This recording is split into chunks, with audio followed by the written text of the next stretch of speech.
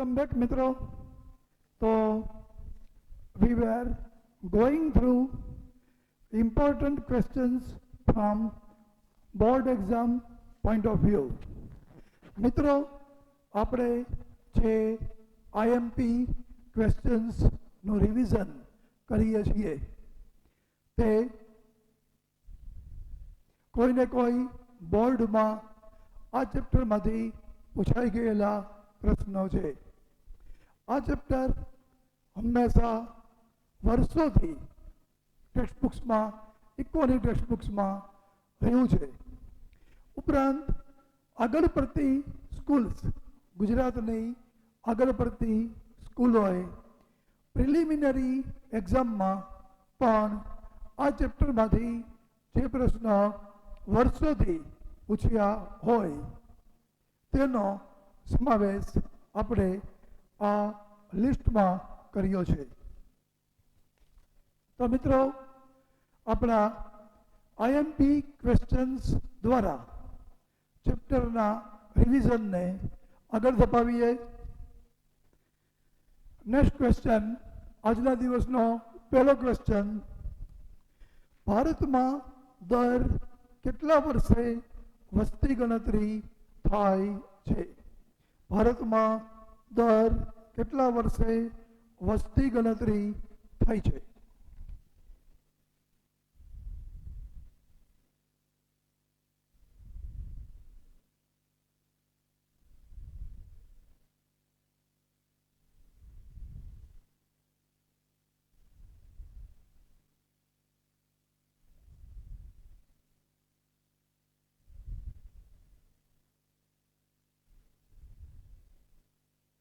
મિત્રો એનો આન્સર છે 10 વર્ષ.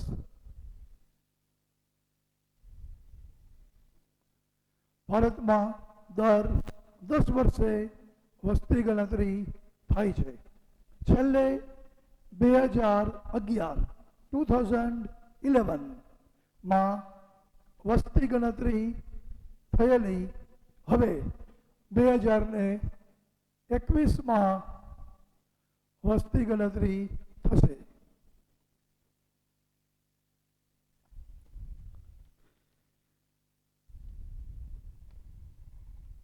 નેક્સ્ટ ક્વેશ્ચન, કયા વર્ષમાં સંયુક્ત રાષ્ટ્ર વિકાસ કાર્યક્રમમાં માનવ વિકાસ અહેવાલ HDR રજૂ કરવામાં આવ્યો?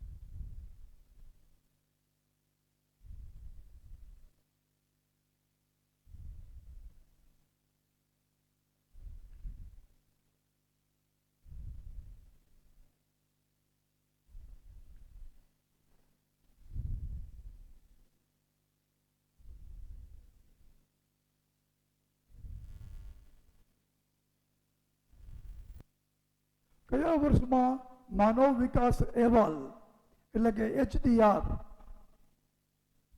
હ્યુમન ડેવલપમેન્ટ રિપોર્ટ HDR માનવ વિકાસ અહેવાલ સંયુક્ત રાષ્ટ્ર વિકાસ કાર્યક્રમમાં રજૂ કરવામાં આવ્યો? જવાબ છે 1990. 1990 માનવ વિકાસ અહેવાલ હ્યુમન ડેવલપમેન્ટ રિપોર્ટ રજૂ કરવામાં આવ્યો. મિત્રો અહીંયા મેં UNDP લખેલું છે.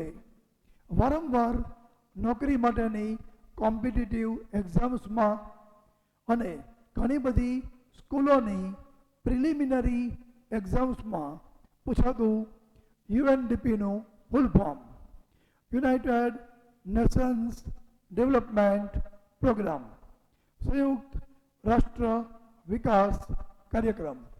You stands for United and stands for nations. D stands for development and P stands for program.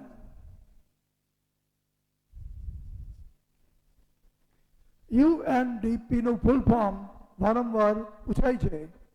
United Nations Development Programme, સંયુક્ત રાષ્ટ્ર વિકાસ કાર્યક્રમ. એમાં કયા વર્ષમાં માનવ વિકાસ અહેવાલ રજૂ કરવામાં આવ્યો? જવાબ છે 1990. મિત્રો, થોડું ડીપમાં સમજાવીએ તો કયા દેશમાં કેટલો વિકાસ છે, કયા દેશમાં વિકાસની પ્રક્રિયા કેટલી ઝડપી છે, તે મહત્વની બાબત છે. જેમ દેશમાં વિકાસ ઝડપી તેમ એ દેશનું મૂડીરોકાણ વધારે સલામત અને વધારે નફાકારક, મોર પ્રોફિટેબલ, વધારે નફાકારક. આથી વિદેશી રોકાણકાર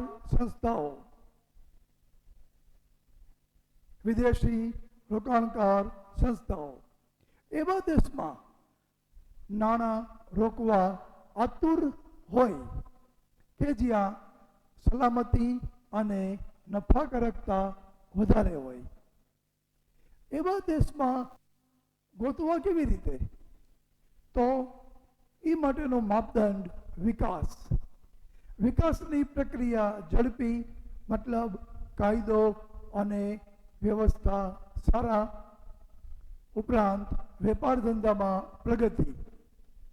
તો આવા દેશમાં રોકાણ કરવા માટે દુનિયાના કયા દેશોમાં વિકાસની પ્રક્રિયા ઝડપી છે તે માપવા માટે સૌથી પહેલાં માપદંડ તરીકે રાષ્ટ્રીય આવક, પરંતુ એની ખામીઓ ધ્યાનમાં આવતા વિકાસનો બીજો નિર્દેશક માથાદીઠ આવક, તેની પણ ખામીઓ ધ્યાનમાં આવતા વિકાસનો ત્રીજો નિર્દેશક Morris Davis Morris PQLI physical quality of life index, જીવનની ભૌતિક ગુણવત્તા, પણ તે સીમિત લિમિટેડ હોવાથી 1990ના વર્ષમાં માનવ વિકાસનું એક નવું વધારે વૈજ્ઞાનિક ઢબનું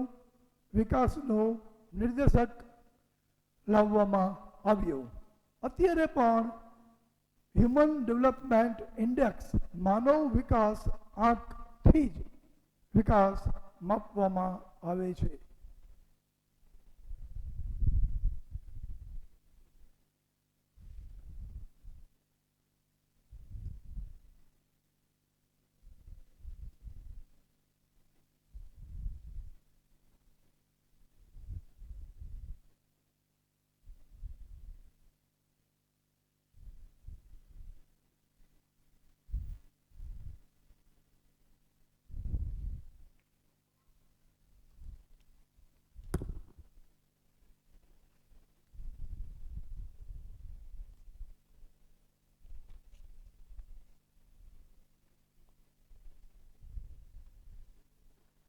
અને મિત્રો, નેક્સ્ટ ક્વેશ્ચન, નોર્વેનો વિકાસ ભારતના વિકાસ કરતાં કેટલો વધારે છે?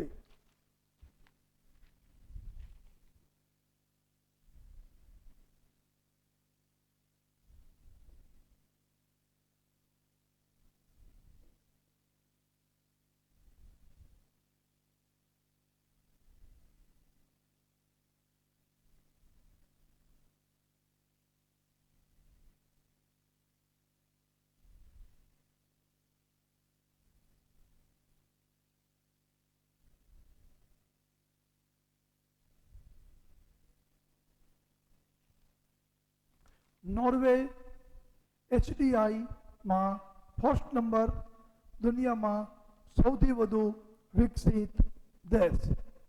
નોર્વેનો વિકાસ ભારતના વિકાસ કરતાં કેટલો વધારે છે HDI મુજબ?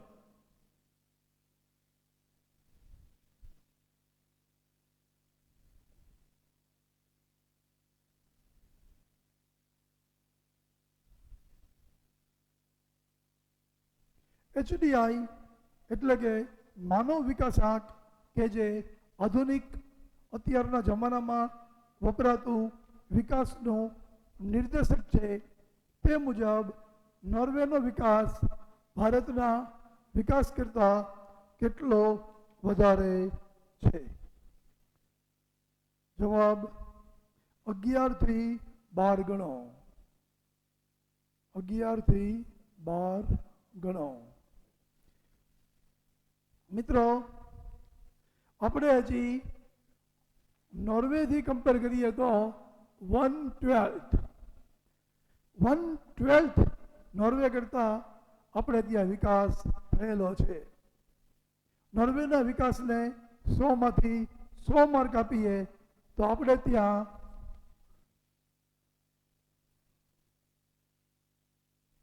લગભગ 8% વિકાસ થયેલો છે.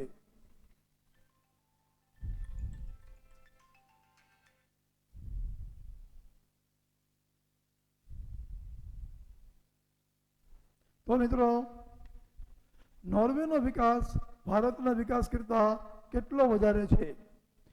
નોર્વેનો વિકાસ ભારતના વિકાસ કરતાં 11 થી 12 ગણો વધારે છે.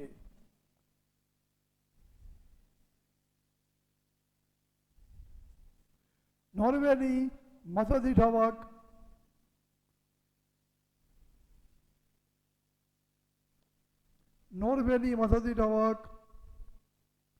$64,992. ભારતની માથાદીઠ આવક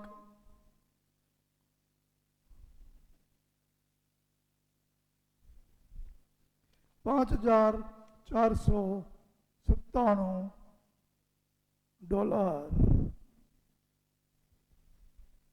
મિત્રો, નોર્વેની માથાદીઠ આવક $64,992. ભારતની માથાદીઠ આવક $5,497. મિત્રો, રાષ્ટ્રીય આવક ધ્યાનમાં લેવાય નહીં, કારણ કે નોર્વેની વસ્તી કેટલી, ભારતની વસ્તી કેટલી, રાષ્ટ્રીય આવકથી સાચી સરખામણી થઈ શકે નહીં. માથાદીઠ આવક એટલે કુલ રાષ્ટ્રીય આવક ભાગ્યા છેદમાં કુલ વસ્તી. એટલે નોર્વેની માથાદીઠ આવક 64,992, ભારતની માથાદીઠ આવક 5,497. મતલબ આપણા માથાદીઠ આવકને 11 અથવા 12 વડે ગુણીએ ત્યારે નોર્વેની માથાદીઠ આવક મળે. મતલબ કે નોર્વેનો વિકાસ ભારતના વિકાસ કરતાં 11 થી 12 ગણો વધારે છે.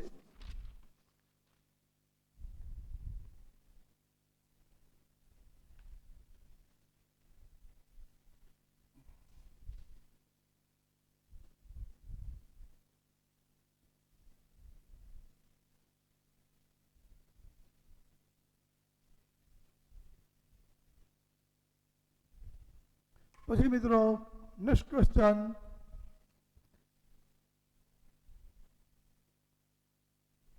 સેનિટેશનની સુવિધા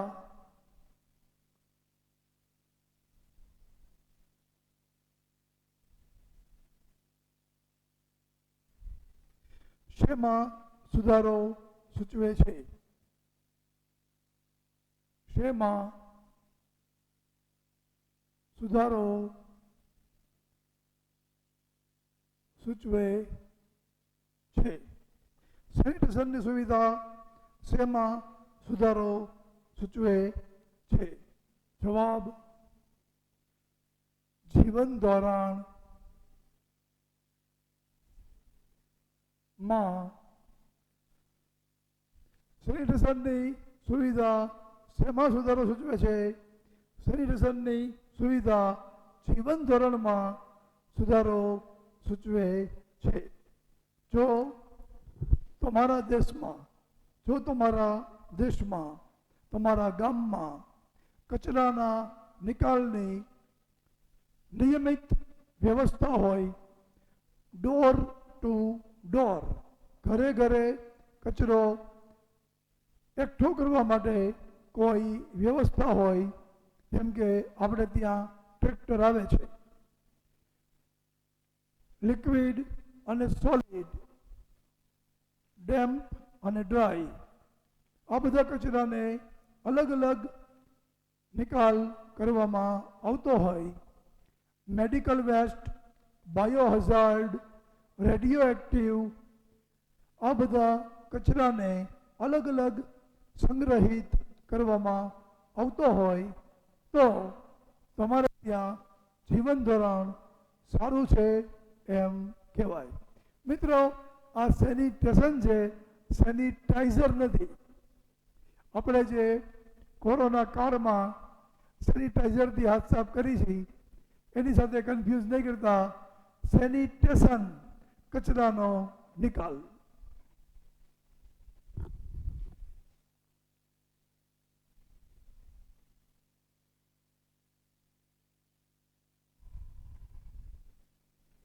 નેક્સ્ટ ક્વેશ્ચન, PQLI નું મહત્તમ મૂલ્ય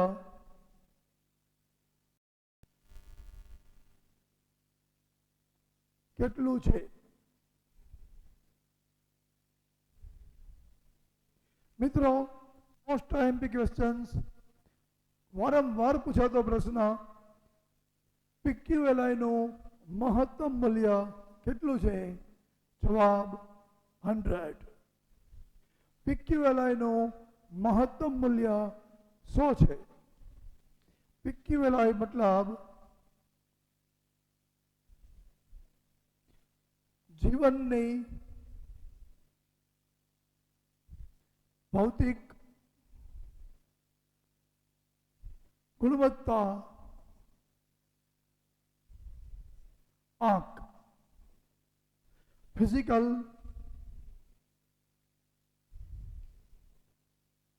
quality of life index.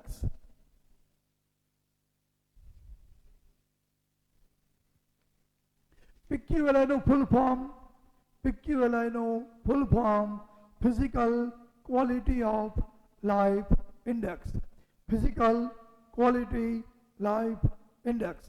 PQLI નું full form physical quality of life index. PQLI નું ગુજરાતી ભાષાંતર જીવનની ભૌતિક ગુણવત્તા આંક.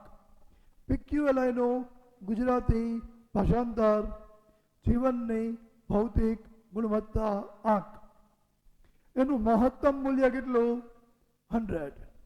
PQLI નું મહત્તમ મૂલ્ય 100. જે દેશ ખૂબ સારો વિકાસ કર્યો હોય, જે દેશે ખૂબ જ સારો વિકાસ કર્યો હોય તેને મેક્સિમમ મહત્તમ 100 અંક મળે. PQLI કોણે આપ્યું? PQLI આપનાર અર્થશાસ્ત્રીનું નામ Morris D Morris.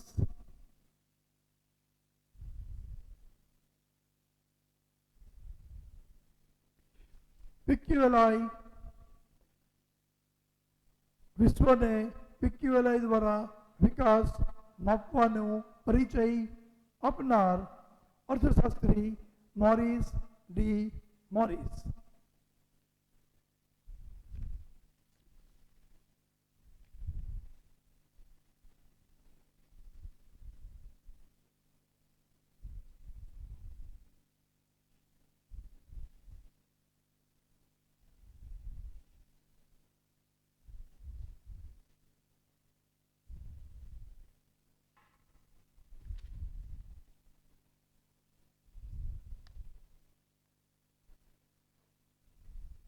Next question, HDI નું મૂલ્ય કેટલું હોય છે?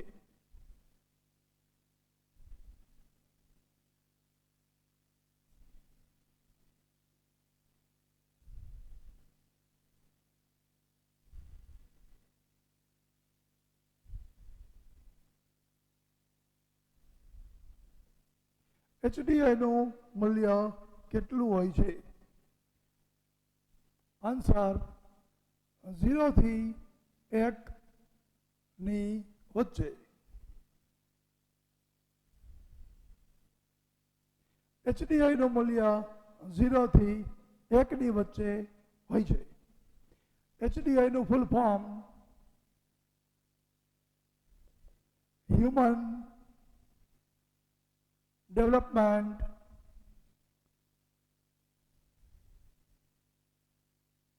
ઇન્ડેક્સ.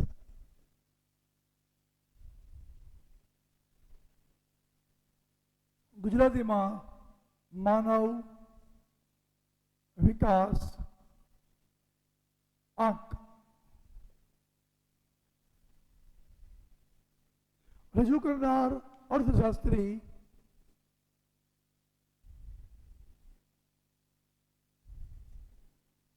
ભારતના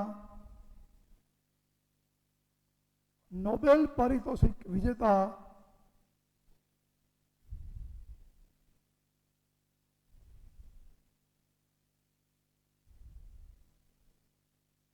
અમર્ત્ય સેન.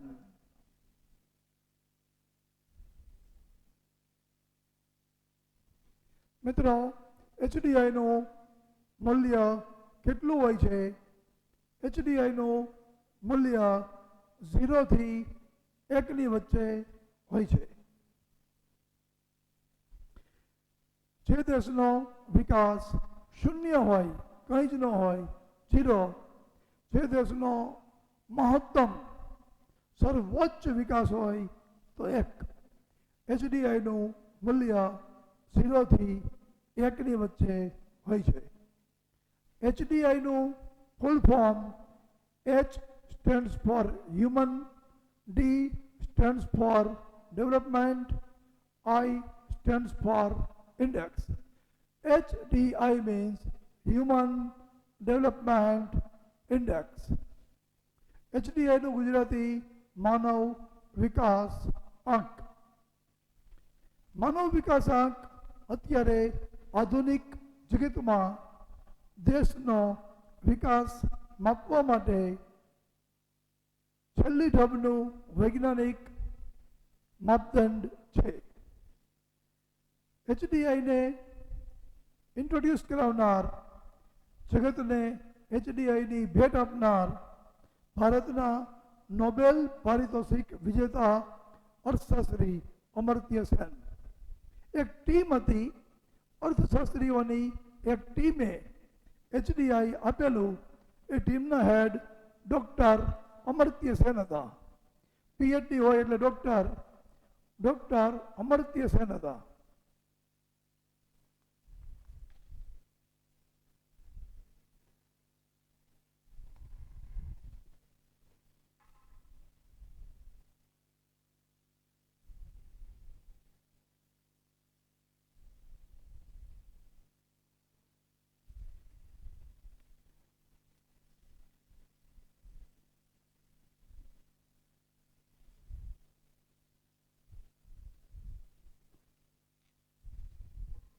મિત્રો, લેક્ચરના એન્ડમાં રોજની જેમ મોટિવેશનલ ક્વોટ, હકારાત્મક સુવિચાર.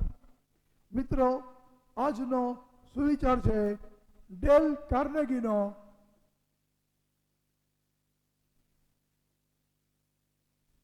live in presence. મિત્રો, live in presence, વર્તમાન કાળમાં જીવો.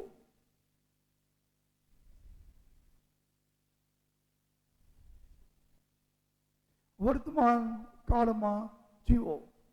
મિત્રો, ભૂતકાળને આપણે બદલી શકતા નથી, it is beyond human capability. આપણે ભૂતકાળને બદલી શકતા નથી, માટે ભૂતકાળની ભૂલોમાંથી શીખવાનું અને પછી ભૂતકાળને જવા દેવાનો. ભૂતકાળની ભૂલોમાંથી શીખવાનું અને પછી ભૂતકાળને જવા દેવાનો. ભૂતકાળમાં આપણે જીવી શકતા નથી, ભૂતકાળને વાગોળવાનો મતલબ નથી, એ માત્ર માનસિક અપંગતા છે. પણ ભૂતકાળની ભૂલોમાંથી શીખવાનું અને ભૂતકાળને જવા દેવાનો. ભવિષ્યની ચિંતા નહીં કરવાની, ભવિષ્યની ચિંતા નહીં કરવાની, કારણ કે ભવિષ્ય કોઈને ખ્યાલ નથી. મિત્રો, ભવિષ્ય માટે પ્લાનિંગ જરૂર કરો, ભવિષ્ય માટે આયોજન જરૂર કરો, ચિંતા ન કરો, કારણ કે જ્યાં સુધી ભવિષ્ય આવીને વર્તમાન કાળ ન બને, ભવિષ્ય વર્તમાન કાળમાં પરિવર્તિત ન થાય, ત્યાં સુધી ચિંતા કરવાનો મતલબ નથી. So many factors will change, so many factors will influence. ઘણા બધા પરિબળો પરિવર્તન લાવશે, ઘણી બધી બાબતો અસર પાડશે.